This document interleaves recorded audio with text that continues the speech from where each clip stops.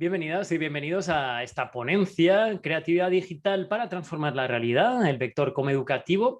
Yo soy Iván Sánchez López y la integridad de la investigación en la que se basa esta ponencia la puedes encontrar en la tesis Narrativas en la era digital, mediaciones de relato y empoderamiento creativo en la generación Z, descargable desde mi perfil aquí en la plataforma del propio Congreso. Y sin más dilación voy a empezar a compartiros pantalla. Y vamos allá con la presentación.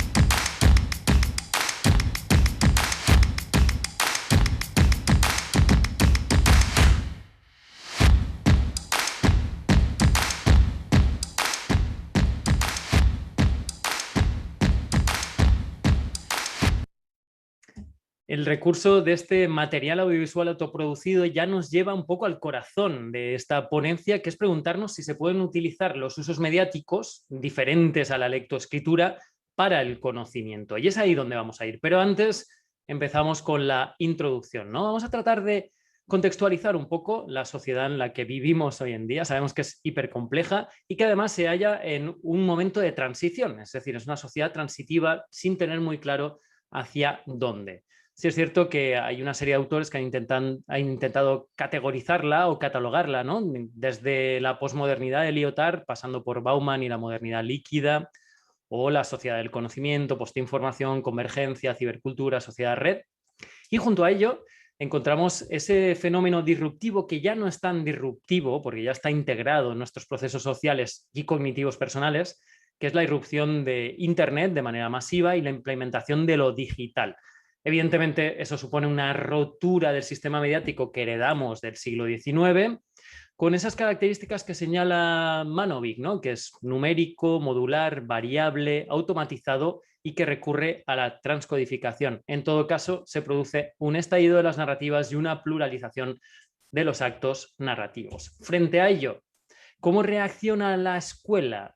Pues bien, es cierto que hay como un replanteamiento de su papel, de su idiosincrasia dentro de las sociedades, pero hay diversos autores que critican, primero, que sigue sujeta a criterios de reproducción, acudiendo a la terminología de Bourdieu, también que está anclada en la tradición, que hay una resistencia frente al cambio y que siguen aplicándose criterios conductistas. Y también hay un uso, vamos a decir, masificado y de alguna manera integrado de la lectoescritura frente a oportunidades de usos mediáticos con la explosión de formas que encontramos hoy en día, ¿no? Frente a ello, posibilidades de innovación con todos los recursos, PBL, el design thinking, etcétera, etcétera, etcétera. Metodologías que permiten posicionar pues, como ideas alternativas, ¿no? A lo que viene a ser, podríamos decir, el mainstream educacional. ¿Qué es lo que hemos trabajado específicamente en esta investigación? Pues bueno, frente al abordaje habitual que se hace de la comunicación desde la educación, ¿no? Con esa disciplina ya consensuada con años de experiencia, que es la comunicación, aquí vamos a fijar el foco en un proceso relativamente nuevo, que es el interés que desde los sectores mediáticos y comunicacionales se está teniendo por la educación. Nos percatamos en la realización del marco teórico que existían una serie de plataformas que desde lo comunicacional se estaban aproximando a lo educativo. Es lo que hemos llamado el vector coeducativo. Encontramos Scratch, Minecraft Education, Educarte, National Film Board de Canadá con su aplicativo de Education y la maleta Set de Cinema. Hay más. Por ejemplo, Adobe está haciendo un esfuerzo gigantesco a través de su plataforma Adobe Educators Exchange. Y según vayan avanzando los tiempos encontraremos más y más propuestas en este sentido. ¿Cuál es nuestra propuesta de investigación? Pues lo primero es describir e implementar potencialidades, procesos y estrategias que se pueden utilizar para empoderar narrativamente a la juventud desde esta perspectiva como educativa, es decir, desde la comunicación a la educación. Para ello, tres claves. Primero, el análisis de plataformas preexistentes, las que ya hemos identificado. Lo segundo, recurrir a criterios de profesionales mediáticos para ver de qué manera se puede trabajar para empoderar tanto narrativa como creativamente a las y los jóvenes en la educación formal y en contextos educativos. Y ya por último, nos propusimos incluso crear por nuestra parte una plataforma que fuera funcional a estos efectos de empoderar a las y los jóvenes. ¿Cuál fue la versión final del diseño de la investigación? Primero, recurso de análisis de discurso multimodal de las plataformas preexistentes, recurriendo al modelo de Powells. A partir de ahí, realización de entrevistas cualitativas a profesionales de los sectores mediáticos. Y por último, la creación de una plataforma para el empoderamiento narrativo en un ABR, que vamos a ver a continuación, pasando también por un diario de investigación que recogiera y evitara el caos que puede sugerir la creatividad en un proceso de este tipo. Claves directas, ¿no? Y conclusiones que hemos obtenido después de la investigación de ese análisis de las plataformas como educativas, concatenado junto con las entrevistas a observadores privilegiados y también el Arts-Based Research. Vamos a minimizar mi ventana para que se vea mejor. Comunidad y agencia. Comunidad, por una parte, evidentemente es todo el colectivo que forma parte del proceso educativo, que en las plataformas como educativas se expanden más allá de las propias plataformas y tienen incidencia social en la mayoría de los casos. Y la agencia, que supone esa actividad que genera el usuario o el alumno dentro de los propios sistemas.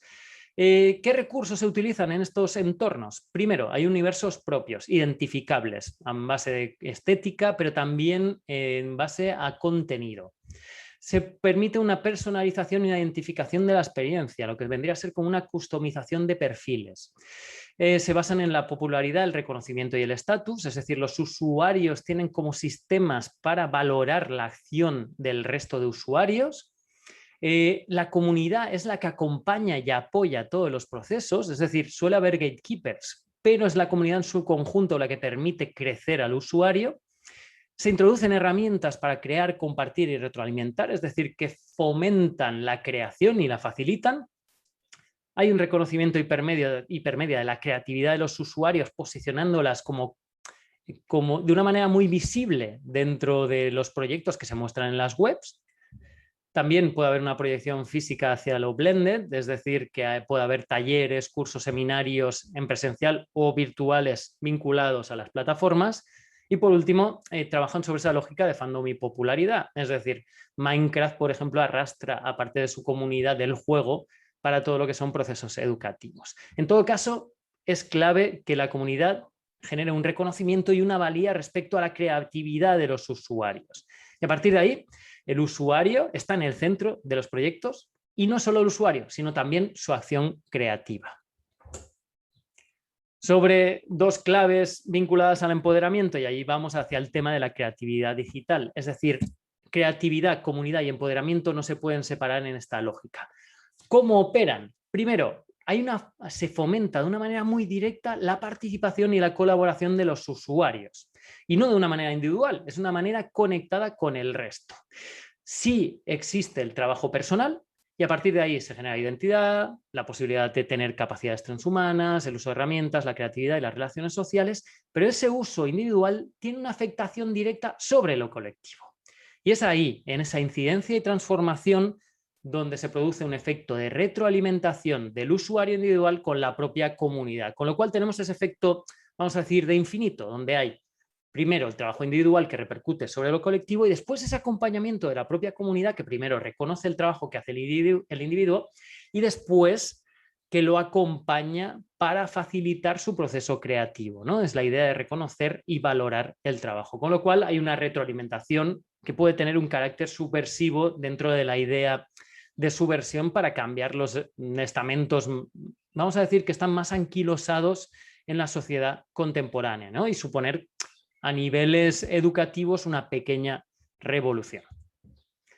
Por tanto, ¿qué es lo que posicionan sobre todo las y los autores creativos digitales de las ventajas del empoderamiento a través de la creatividad digital o mediática y narrativa, ¿no?